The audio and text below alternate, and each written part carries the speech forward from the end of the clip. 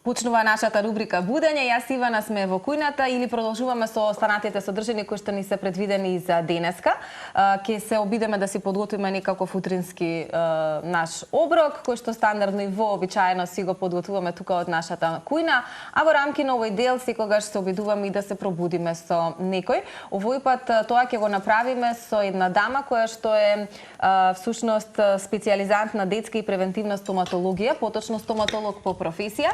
Некако инспирирани од тоа што 20 март беше и денот на оралното здравје, па важно е барем ете во овие рани утрински часови да потенцираме за тоа колку е важно да се мијат редовно забите наутро, но и навечер, се со цел да имаме подобро орално здравје генерално. Зборуваме и за младите, но и за возрастните. Верувам дека сето тоа дополнително ќе ни го потенцира нашата драга Роза Ѓоргиевска, која што во моментов и ја гледате на екраните. Роза, посакуваме убаво утро и благодариме што утринава си дел од нашата утринска нателма. Добро утро. Добро утро, Цеци, од мене. Добро утро за сите таму вас во студиото и за сите кои не гледат пред малите екрани.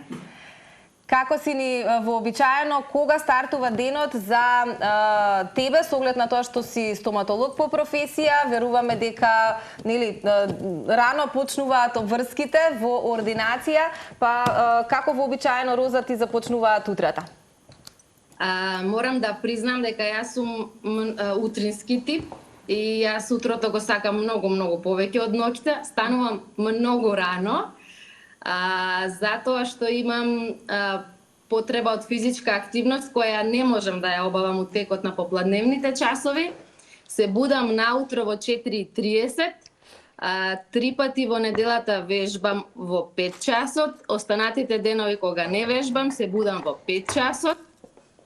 Секако, без разлика какви активности имам во текот на утрото, денот секогаш започнува со една утринска хигиена, односно тоалета на лицето, на устната шуплина, на забите, јазикот, едноставно да се пробудиме и со очи и устата малку да ја освежиме.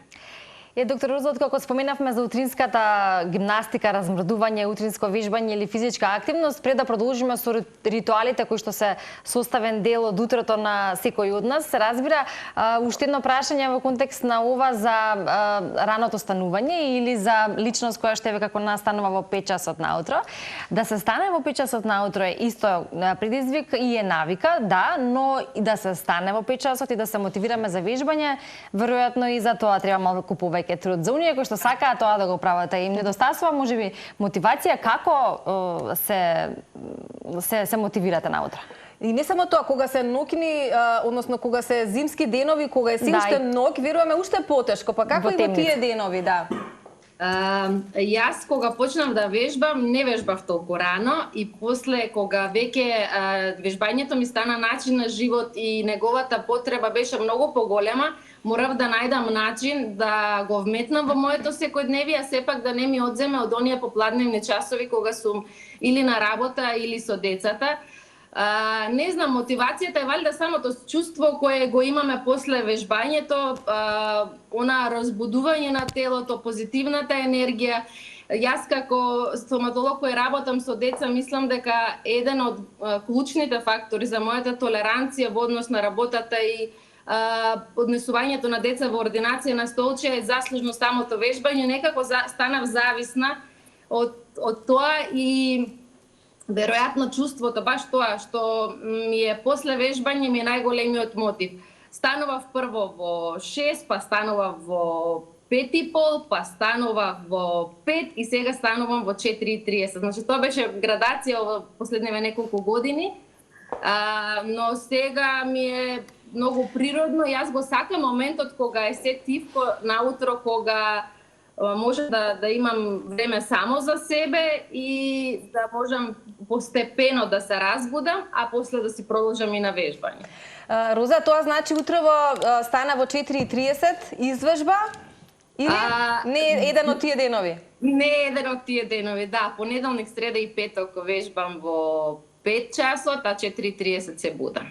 Одлично. Кога е време за кафе? И дали воопшто си љубител на кафе и колку кафето пак е сојузник или не на зъбите, на оралната шуплина и така натаму во смисла на хигиената која што секојдневно треба да ја водиме?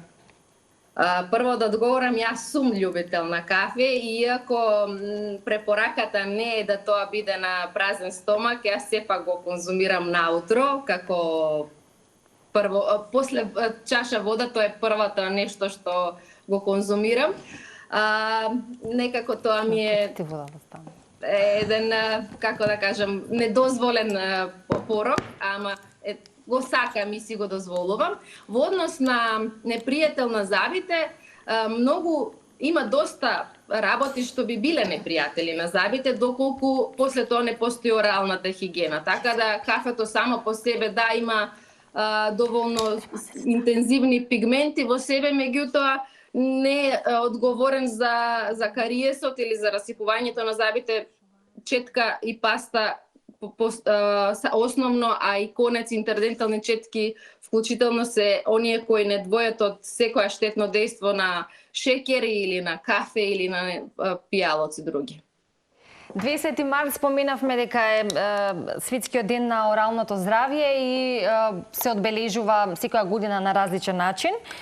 Кога зборуваме за оралното здравје, за превенција, за едукација, секој ден е тоа добре дојдено, но како и на кој начин и оваа година, но и во текот на минатите години стоматолозите, дали индивидуално, дали можеби дел од нив и колективно го одбележуваат овој ден?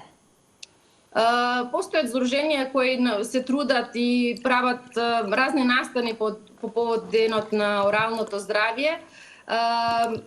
Меѓутоа, секој од нас 365 дена можам да кажам дека се обидува на свој начин индивидуално да ја подигне свеста за задржување или за зачувување на оралното здравје.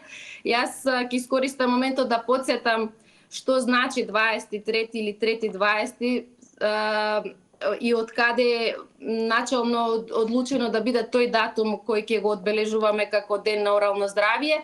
20 би означувало бројката на зачувување, да децата најмалите ги одржат сите 20 млечни зъби здрави, највозрасната популација да успее да одржи барем 20 зъби здрави, а она средна популација да ги има сите 32 зъба во уста, затоа што во некои земји се одбележува 20 март како 3.20, па 3.2 би го дала таа бројка од 32 зъби, кој е максималниот број на зъби кој може да ги имаме во устата. Се обидуваме на секој може начин да подигнеме свеста за оралното здравје, затоа што навистина е греота да една четка и паста ни нанесе, ако ја одбегнуваме и не ја користиме, ни нанеса таква штета за општо здравје, односно би ги расипало зъбите, би не изложило на ризик од други здравствени тешкоти или проблеми, а воедно и би било стрес самото поправање на зъбите и одењето на стоматолог. А од сето тоа не двој само четка и паста. 2 до 3 минути наутро и 2 до 3 минути навечер е сосема доволно да се поштедите од било какви несакани проблеми со зъбите, а и со општото здравје.